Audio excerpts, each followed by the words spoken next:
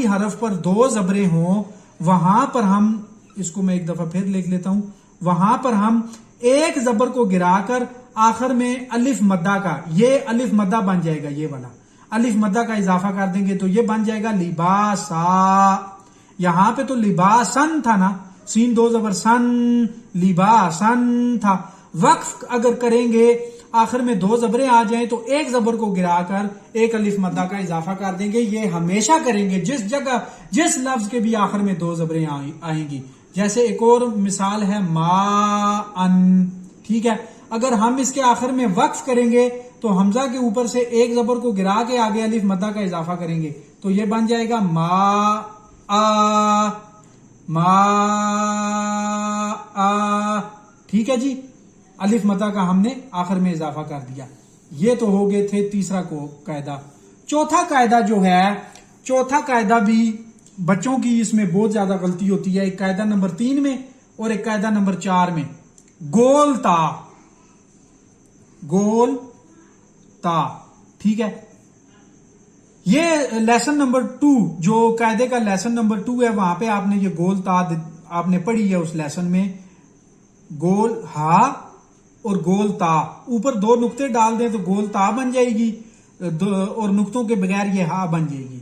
इसकी कंडीशन ये है कि वक्फ की सूरत में गोल ता के साथ किसी किस्म की हरकत, किसी किस्म की हरकत हो तो उसे गिरा देंगे, और गोल ता को हा साकिन में बदल देंगे, बदल देंगे। मैं मसलन जैसे एक लफ्ज है ये जन्नतिन, ठीक है। अब ये देखें आखिर में गोल ता है, इसके साथ किसी भी किस्म की हरकत होगी, ये जेरें होंगी, ये जेरें हम गिरा देंगे और ता को हा साकिन में बदल लेंगे, ठीक है। तो ये बन जाएगा जन्नह, ठीक है। ये याद रखें कि आखिर में गोल ता पे जब भी वक्फ करेंगे तो उसके साथ किसी किस्म की हरकत, जबर जेर पेश, 2 जबरे 2 जेरे 2 पेशे, किसी किस्म की कोई हरकत है, वो हरकत गिर जाएगी और ता हा साकिन में चेंज हो जाएगी। ये कायदा नंबर 4। कायदा नंबर 3 फिर रिवीजन कर लेते हैं कि 2 जबरें आखिर में जिस जगह पे भी आ जाएं, आखिरी लफ्ज पर जिस जगह पे 2 जबरें हों और वहां पर वक्फ करना पड़ जाए, एक जबर गिरा के आगे एक जबर के साथ अलिफ मद्दा का इजाफा कर देंगे, और जिस लफ्ज के आखिर में खड़ी